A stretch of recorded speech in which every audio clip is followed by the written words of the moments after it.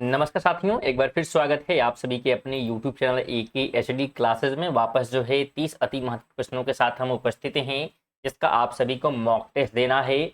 इसमें सामान्य ज्ञान और प्लस जो है विज्ञान के क्वेश्चन जो है शामिल किए गए हैं, जो RRB NTPC और ग्रुप डी दोनों प्रकार के परीक्षार्थियों के लिए बिल्कुल महत्वपूर्ण है। रेलवे के नए पढ़ने पे प्रश्न तैयार किए गए हैं, प्रीवियस क्वेश्चन भी हैं और संभावित प्रश्न भी क्या है शामिल किए गए, इसलिए वीडियो को बिल्कुल अंत तक देखें और 30 प्रश्नों का मॉक टेस्ट जरूर दें। और ये वीडियो नंबर जो है 40 है। इसके पहले बाकी वीडियो अपलोड कर दिए गए हैं, अगर आप उन्हें नहीं देखे हैं तो जरूर आप वेट करके सभी मॉक टेस्ट जरूर दें, क्योंकि अगर 30 में प्रत्येक जो है वीडियो में 30 प्रश्न क्या है तैयार किए गए हैं, तो आप लोग देख सकते हैं कि लगभग कितने हो गए हैं। तो 4 तिहाई हो जाएंगे हमारे 12, लगभग 1200 क्वेश्चन क्या है आपके तैयार यहाँ पे हो गए हैं इस वीडियो को लेकर। तो बिल्कुल सही वीडियो जरूर देखें। देखिए, पहले क्वेश्चन की हम बात करते हैं। तो पहला क्वेश्चन है कि पार्श्वनाथ जो एक क्षत्रिय और बनारस के राजा अश्वसेन का पुत्र था, वह जैन तीर्थकर बना। तो कितने नंबर का जो है और तीर्थकर बना था, ये क्या है पूछा जा रहा है। तो बिल्कुल बताने का प्रयास करिएगा कितने जो है तीर्थकर यहाँ पे हो जाएंगे, किस नंबर के। तो ये जो है तीर्थकर थे 23वें नंबर कर, इस नंबर के। तो 23वें नंबर कर ऑप्शन नंबर ए बिल्कुल राइट हो जाएगा। बिल्कुल जो है आंसर कमेंट बॉक्स में बताते हुए चले, या कलम जो है कॉपी लेकर बैठे और सभी टेस्ट जरूर दें और चेक करें कि आप कितने प्रश्न सही कर पा रहे हैं। सेकंड की बात करते हैं तो भारतीय संविधान के भाग 5 में अनुच्छेद डैश सर्वोच्च न्यायालय के गठन, स्वतंत्रता, शक्तियों, अधिकार, क्षेत्र और प्रक्रियाओं का वर्णन करते हैं। तो किस जो है अनुच्छेद में वर्णन मिलता है इन सभी चीजों का, बताने का प्रयास करिए। तो अनुच्छेद 124 से 147 के बीच में जो है इन सभी का जो है प्रावधान बताया गया है। ऑप्शन ए जितने भी लोग किए हैं बिल्कुल राइट हो जाएगा। अगला क्वेश्चन है कि वर्ष 1793 में बंगाल, बिहार और उड़ीसा में डैश शुरू की गई थी। तो कौन सी जो है प्रथा शुरू की गई? रैयतवाड़ी प्रथा है, इजारेदारी प्रथा है, महलवाड़ी है, या फिर अस्थाई बंदोबस्त। तो ध्यान रखें, शुरू किया गया था अस्थाई बंदोबस्त। क्या शुरू किया गया? अस्थाई बंदोबस्त। और ये शुरू करने वाला जो है लॉर्ड कॉर्नवालिस था। कौन था? लॉर्ड कॉर्नवालिस, जिसने जो है 1793 में इसे शुरू किया था। और की बात कर लेते हैं तो भारतीय संविधान की 10वीं अनुसूची निम्नलिखित में से किसके बारे में है? तो ये जो है जानकारी देता है दल बदल विरोधियों के बारे में। ऑप्शन नंबर ए हो जाएगा। जल विरोधी क्या है? तो ये एक प्रकार की, ध्यान रखें, भारतीय संविधान की 10वीं अनुसूची जो है इसके बारे में क्या है बताती है, दल बदल विरोधी के बारे में। अगला क्वेश्चन है कि CIBIL का पूर्ण रूप क्या है?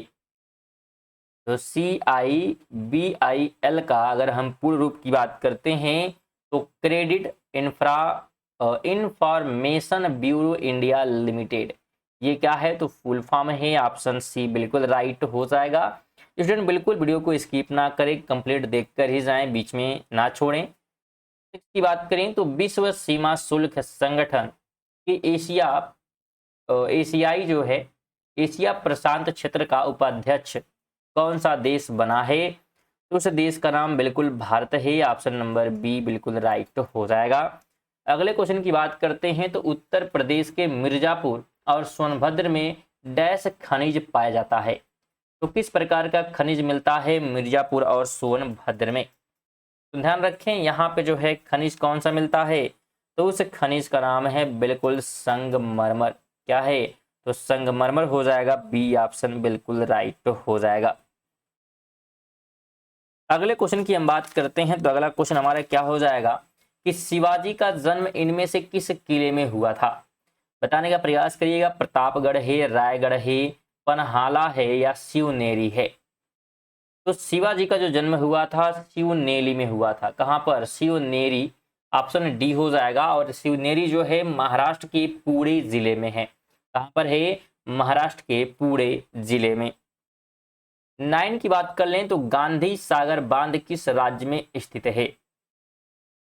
बताने का प्रयास करिए। मध्य प्रदेश है, महाराष्ट्र है, उत्तर प्रदेश, या पश्चिम बंगाल।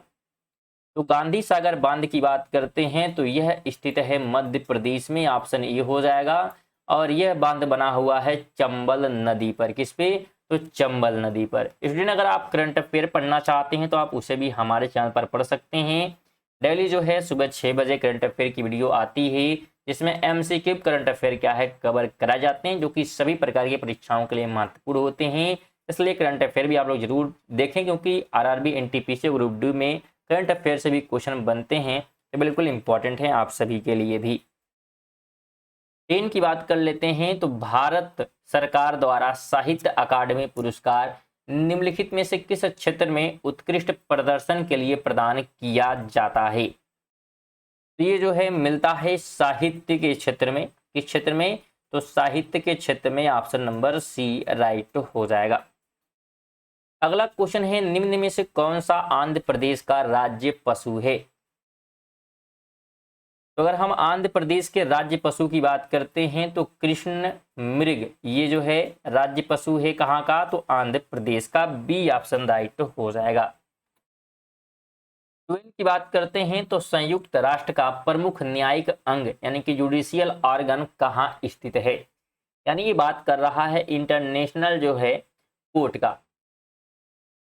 तो इंटरनेशनल अगर हम कोर्ट की बात करते हैं तो ये कोर्ट जो है हैग में है। कहाँ पे है? हैग में। और हैग की बात करें, हैग कहाँ पे है? तो ये जो है नीदरलैंड में है। तो नीदरलैंड के हैग जो है शहर में स्थित है जुडिशियल आर्गन, जिसका नाम है अंतर्राष्ट्रीय न्यायालय। 13 की बात कर लेते हैं तो भारत ने किस पंचवर्षीय योजना के दौरान मिश्रित अर्थव्यवस्था का विकल्प चुना? तो यह जो है चुना गया था दूसरी पंचवर्षीय योजना के पीरियड के समय, यानी उस समय चुना गया था। और इसकी अगर हम समय की बात करें तो 1956 से 1961 तक जो है दूसरी पंचवर्षीय योजना चलती है।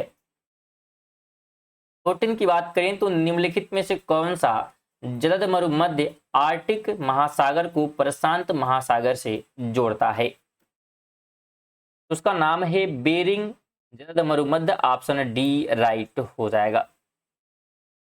नेक्स्ट क्वेश्चन है कि निम्नलिखित में से कौन सा असंगठित क्षेत्र का एक उदाहरण है? असंगठित जो संगठित नहीं है, तो पुलिस आप सभी को पता है संगठित है, बैंक भी है, सरकारी नौकरी भी, लेकिन खेती जो है संगठित नहीं है। तो ऑप्शन बी बिल्कुल राइट हो जाएगा। अगला क्वेश्चन है, इनमें से किसने जो है फरवरी 2021 में इटली के नए प्रधानमंत्री के रूप में शपथ ग्रहण की है? क्योंकि यहाँ पे थोड़ी सी जो है टाइप करने में गलती हो गई है, यहाँ पे 22 रहेगा। 22 में जो है किसने जो है शपथ ली है इटली के नए प्रधानमंत्री के रूप में? और यहाँ पे नाम भी क्या है? तो बिल्कुल पुराना हो गया, क्योंकि ये सभी पुराने क्वेश्चन थे तो उसको चेंज करके जो है पूछा जा रहा है, करंट अफेयर बनाया जा रहा है। तो यहाँ पे जो है ध्यान रखें, यहाँ पे सेकेंड ऑप्शन मरियो जो है ड्रागी, ये जो है 2021 में शपथ ली थी। लेकिन अगर हम प्रेजेंट टाइम में बात करते हैं तो प्रेजेंट टाइम जो है मिलोनी है। कौन है? मिलोनी है, जियोर्जिया मिलोनी पूरा नाम है इनका, जो कि इटली की प्रधानमंत्री बनी है। और इन्होंने शपथ लिया है 22 अक्टूबर 2022 को। अब लिया है 22 अक्टूबर 2022 को, और अब तक प्रधानमंत्री के पद पर हैं। अगला क्वेश्चन है, निम्नलिखित में से किस संशोधन ने पंचायतों को वित्तीय अधिकार प्रदान किए गए और स्थानीय सरकार को मजबूत बनाने में मदद की है? तो किस संशोधन में ये किया गया था? संविधान में जो संशोधन किया गया था बताने का प्रयास करें। तो संशोधन था 73वां। कौन सा था? तो 73वां संविधान संशोधन। ऑप्शन सी राइट हो जाएगा। स्टूडेंट किसी भी क्वेश्चन से जुड़े हुए अगर कोई भी आपको कंफ्यूजन है तो कमेंट बॉक्स में आप लोग जरूर पूछें, पूरा बिल्कुल आपको जो है जवाब दिया जाएगा। 18 की बात करें तो मलाला ने शरणार्थी लड़कियों पर कौन सी पुस्तक लिखी थी? तो पुस्तक जो है लिखा गया था मलाला के द्वारा वी आर डिस्प्लेस्ड। ठीक है, वी आर डिस्प्लेस्ड ये लिखा गया था। ऑप्शन नंबर बी राइट हो जाएगा, मलाला के द्वारा शरणार्थी लड़कियों पर। 19 की बात करते हैं तो भारतीय राष्ट्रीय कांग्रेस के पहले अधिवेशन की अध्यक्षता किसने की?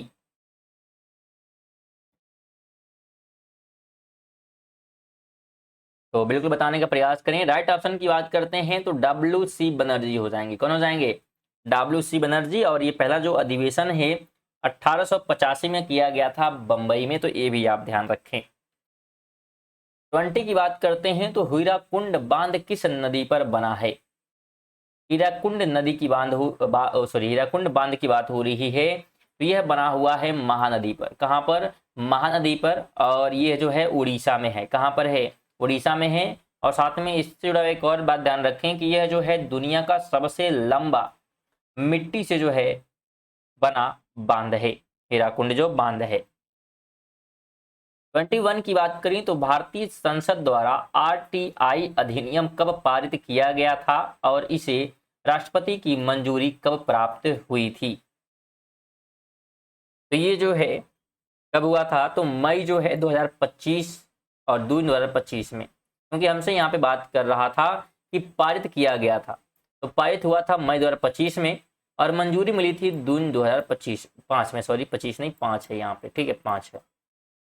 अगला क्वेश्चन है कि औद्योगिक नीति प्रस्ताव 1956 जिसके आधार पर द्वितीय पंचवर्षीय योजना का सृजन किया गया था, में उद्योगों को कितने श्रेणियों में वर्गीकृत किया गया था?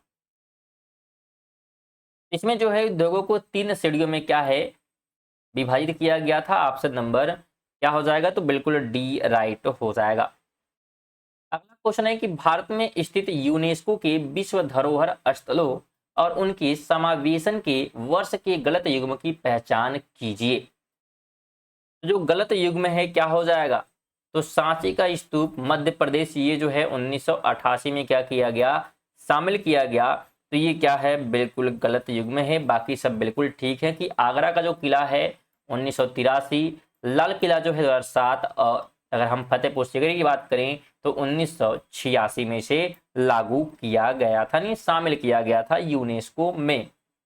लेकिन स्टूडेंट अगर हम बात करें सांची का स्तूप का, तो ये जो है अगर 1988 नहीं तो राइट क्या है? तो राइट है 1989। क्या है? 1989 में इसे शामिल किया गया था। चलिए अगला क्वेश्चन है कि पश्चिम बंगाल में स्थित सुंदरवन डैश का एक उदाहरण है। तो जो सुंदरवन है ये किस चीज का एग्जाम्पल है? तो ये जो है मैंग्रोव वन का, यानी मैंग्रोव फॉरेस्ट का एक एग्जाम्पल है। ऑप्शन नंबर डी बिल्कुल राइट हो जाएगा, जो सुंदरवन डेल्टा है। आगे बात करें 25 नंबर क्वेश्चन है कि न्यूटन के किस नियम के अनुसार प्राकृतिक में प्रत्येक क्रिया बल के लिए एक समान और विपरीत प्रतिक्रिया होती है? तो किस नियम के अनुसार? पहले, दूसरे, तीसरे या चौथे? तो बताने का प्रयास करें किस नियम के अनुसार जो है यहाँ पे बात की जा रही है। ध्यान रखें ये बात हो रही है बिल्कुल तीसरे नियम के अनुसार। ऑप्शन नंबर क्या हो जाएगा? तो बिल्कुल डी राइट हो जाएगा।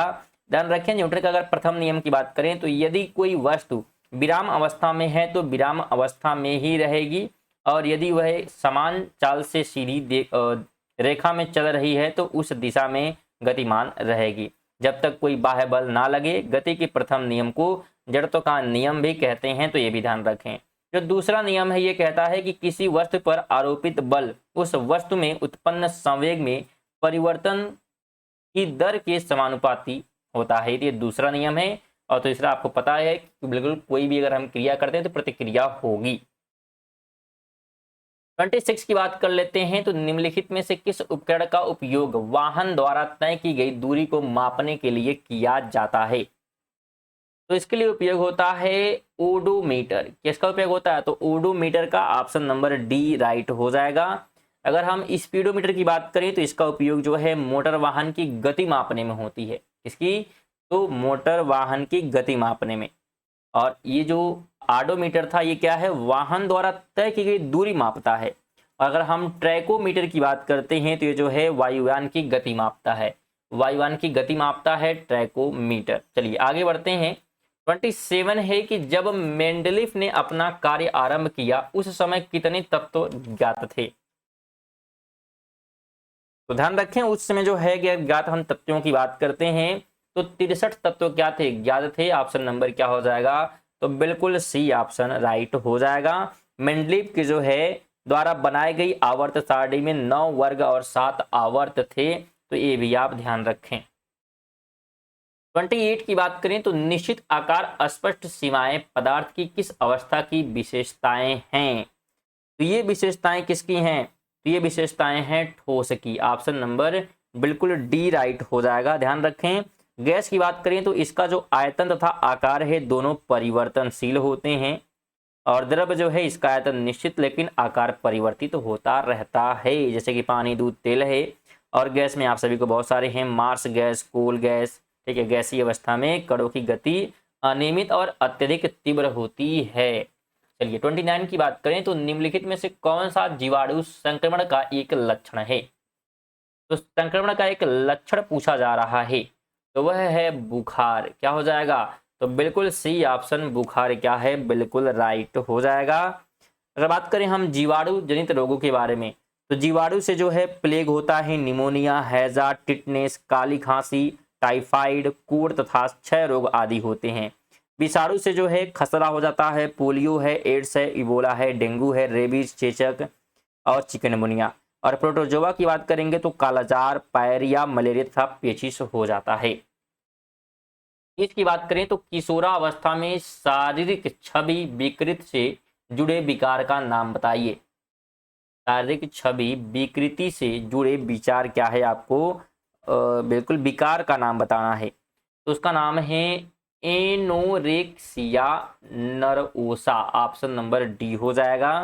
ध्यान रखें, यह जो है नरओसा एक भोजन संबंधी रोग है जिसमें अधिक खाने पर नियंत्रण किया जाता है ताकि वजन और मोटापा ना बढ़े। स्टूडेंट, ये थे हमारे 30 प्रश्न। आप 30 में से कितने प्रश्न सही किए हैं कमेंट बॉक्स में जरूर बताइएगा। साथ में वीडियो को लाइक और चैनल को सब्सक्राइब करके ही जाओ और कम से कम वीडियो को अपने एक दोस्त का जरूर शेयर करें, आपसे निवेदन है। चलिए मिलते हैं अगली वीडियो, तक के लिए जय हिंद, वंदे मातरम।